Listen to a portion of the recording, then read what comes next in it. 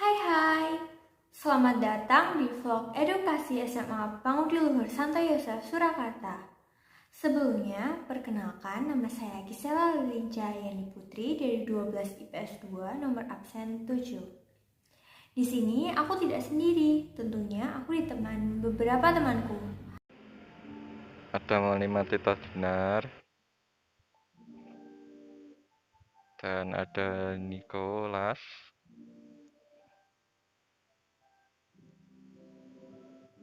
dan yang terakhir ada Hoki. Nah, kalian udah pada tahu kan siapa aja yang nemenin aku kali ini? Jadi, tema yang akan kami angkat yaitu pentingnya kepedulian sesama di masa pandemi. Pandemi COVID-19 yang terjadi sejak tahun 2020 membawa dampak yang besar bagi negara-negara di dunia. Salah satunya yaitu Indonesia. Masyarakat harus siap menghadapi perubahan aktivitas kegiatan sosial, penerapan normal baru, serta ketidakpastian yang akan terjadi di kemudian hari. Pandemi juga membuat angka pengangguran semakin meningkat. Belum lagi banyak orang yang terkena PHK, membuat daya saing dalam mencari pekerjaan menjadi tambah sulit.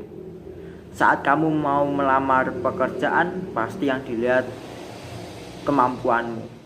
Jika hanya kepintaran, tapi tidak mempunyai skill yang mumpuni dalam bidang, pasti akan ditolak kerja. Dan yang paling penting saat melamar pekerjaan yaitu CV-nya. Apa sih itu CV? CV adalah dokumen yang memberikan gambaran mengenai pengalaman seseorang dan kualifikasi lainnya.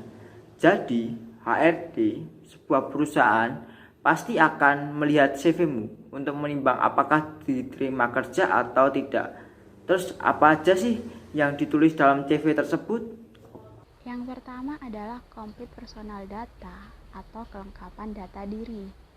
Yang kedua adalah no nonsense explanation, yaitu penjelasannya yang tidak bertele-tele. Yang ketiga ada education data atau data pendidikan. Yang keempat ada organizational experience or internship atau pengalaman organisasi atau magang. Dan yang terakhir adalah achievement and skills atau yang disebut prestasi dan skill. Dan jangan lupa di dalam CV kamu harus lampirkan foto kamu. Dan ingat, membuat CV jangan terlalu panjang.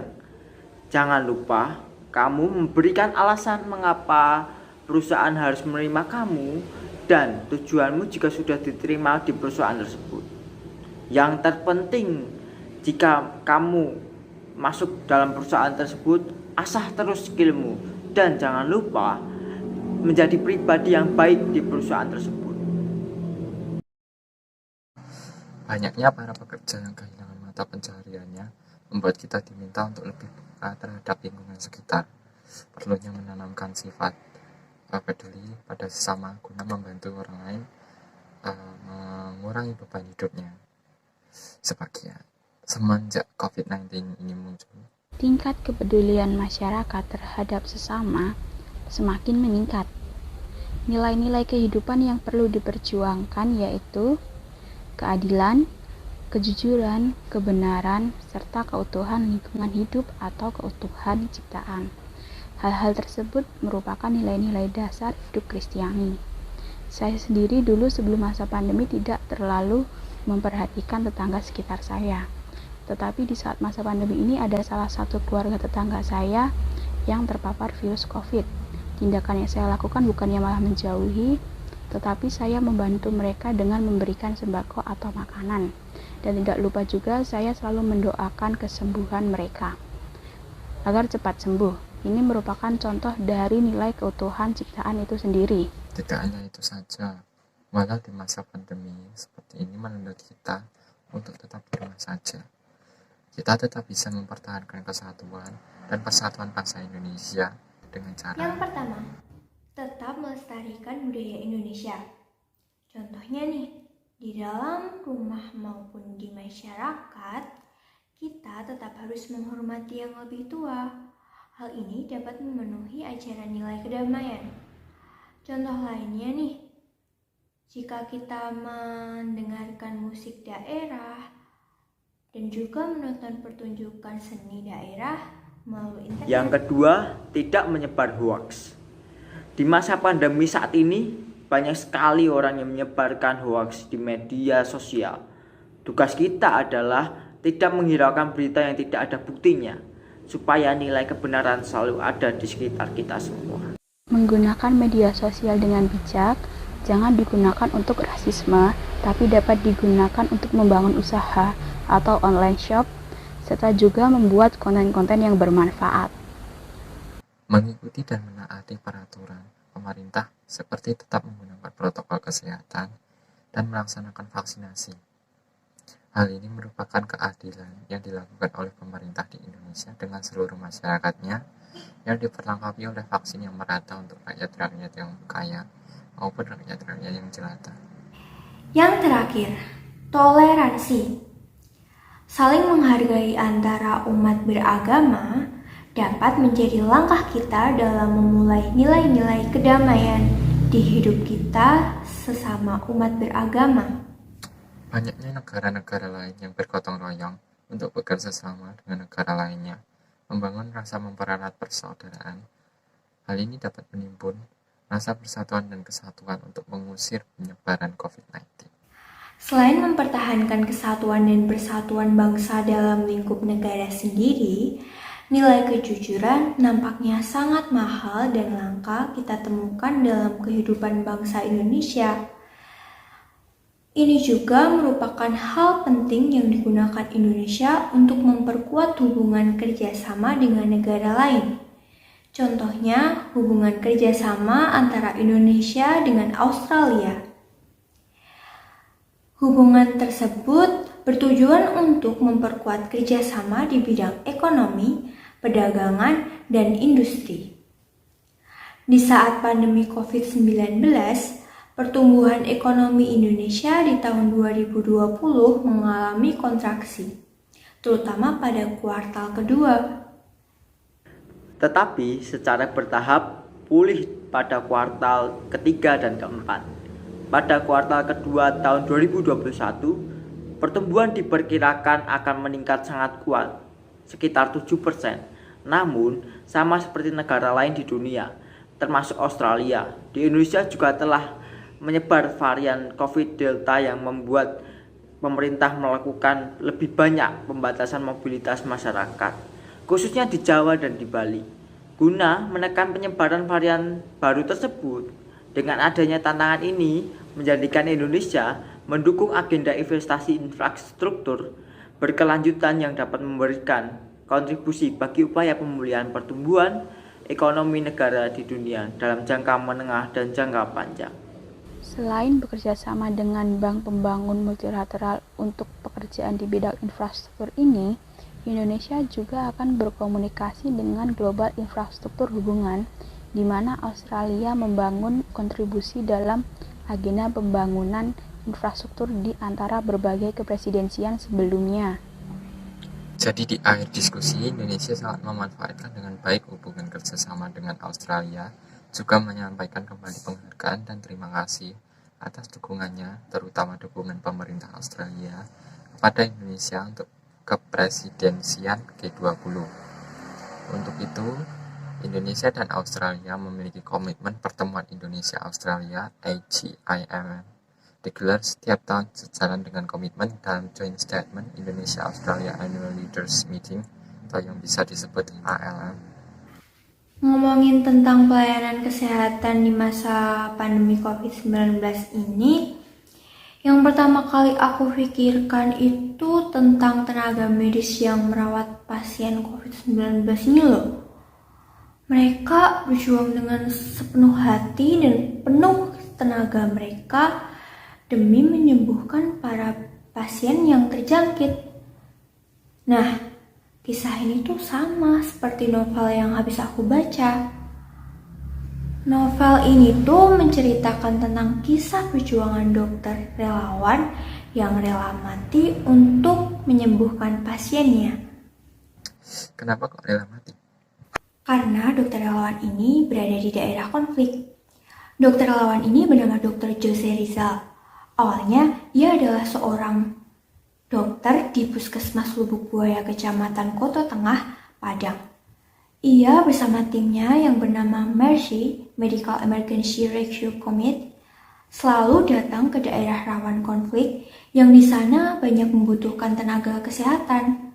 Salah satu contohnya, Dr. Jose Rizal bersama timnya datang ke daerah jalur Gaza yang dimana saat itu masih terjadi perang yang sangat hebat. Tetapi ia bersama timnya tetap nekat datang. Karena di sana banyak membutuhkan pertolongan medis, di sana mereka juga membangun rumah sakit dari sumbangan rakyat Indonesia. Jika kelak berdiri, rumah sakit ini itu akan menjadi rumah sakit pertama di Gaza Utara. Dan selain itu, masih banyak kisah yang sangat membahayakan dirinya dengan tim. Sampai-sampai ia pernah ditahan tentara Israel saat ingin menyalurkan bantuan kesehatan. Karena kisahnya yang sangat hebat dan berjasa, ia sampai dibuatkan novel yang berjudul Jalan Jihad Sang Dokter.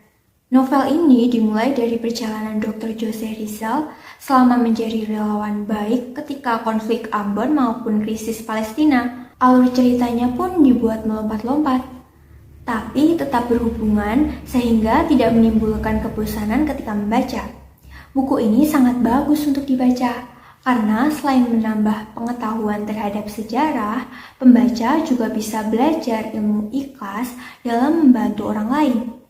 Selain itu, mengajak pembaca untuk yakin bahwa pertolongan Allah akan selalu datang untuk hambanya yang membutuhkan. BTW saat ini, milenial dan Gen Z lebih banyak menghabiskan waktunya di internet loh, sehingga kehidupannya sangat bergantung dengan dunia daring. Bila ada suatu hal yang mereka inginkan, pasti langkah pertama yang mereka ambil adalah dengan mencarinya di internet terlebih dahulu. Mulai dari informasi sehari-hari hingga barang-barang yang sedang mereka inginkan. Apalagi di masa pandemi seperti ini, semuanya serba online. Inilah yang membuat website menjadi krusial bagi dunia usaha. Berdasarkan statistik Hootsuite melaporkan, pengguna internet berusia 16 hingga 64 tahun diketahui memiliki beberapa perangkat elektronik berbeda, termasuk telepon genggam. Dilansir kaskus.com, pengguna internet Indonesia pada awal 2021 ini mencapai 202,6 juta jiwa. Jumlah ini meningkat 15,5% atau 27 juta jiwa jika dibandingkan pada Januari 2020 lalu. Total jumlah penduduk Indonesia sendiri saat ini adalah 274,9 juta jiwa. Ini artinya penetrasi internet di Indonesia pada awal 2021 mencapai 73,7%. Ngomong-ngomong soal website Kaskus, website ini didirikan oleh Andrew Darwish. Namanya sudah familiar bukan? Di telinga masyarakat. Pendiri kaskus.co.id ini merupakan salah satu contoh orang sukses di bisnis online. Kaskus sendiri merupakan salah satu website ternama di Indonesia yang memiliki banyak user, dan website forum ini pun juga ada fitur jual belinya. Namun, sejarah berdiri tegaknya website ini bukan dengan langkah yang mulus-mulus saja. Berawal dari kesederhanaannya bersama seorang temannya, bermodalkan hanya $3 US, sekitar Rp3.000, Andrew dulu bukanlah apa-apa. Sekarang sudah menjadi raksasa komunitas berbisnis web. Agar tetap terus berkembang, salah satu caranya adalah meningkatkan jumlah anggota dan kegiatan transaksi jual beli para anggotanya. Pengguna harus bisa memperhatikan tren diskusi di layanan komunitas online itu. Lalu, setelah komitmennya terhadap Kaskus, Andrew menjadi seorang yang sangat sukses di bisnis dunia online. Untuk membangun suatu perusahaan yang besar seperti Kaskus, perlu memiliki manajemen yang kuat. Pencatatan keluar masuknya uang harus dilakukan secara teliti. Jika pendapatan bertambah, maka sisi kredit mengalami kenaikan. Jika akun harta bertambah, maka sisi debitlah yang mengalami kenaikan. Setelah itu periode akuntansi juga harus dilakukan pengiktisaran. Hal ini bermanfaat untuk memberikan informasi yang fleksibel dan aktual, membantu manajer dalam mengambil keputusan, membantu dalam merencanakan kegiatan perusahaan, dan membantu dalam mengetahui kondisi keuangan perusahaan. Di masa pandemi ini, website Kaskus sudah membantu banyak sekali dari kita dapat mencari informasi lebih mudah. Belanja online sampai berbisnis online bisa dilakukan. Sekian dari kami. Jika ada salah kata, mohon maaf. Terima kasih.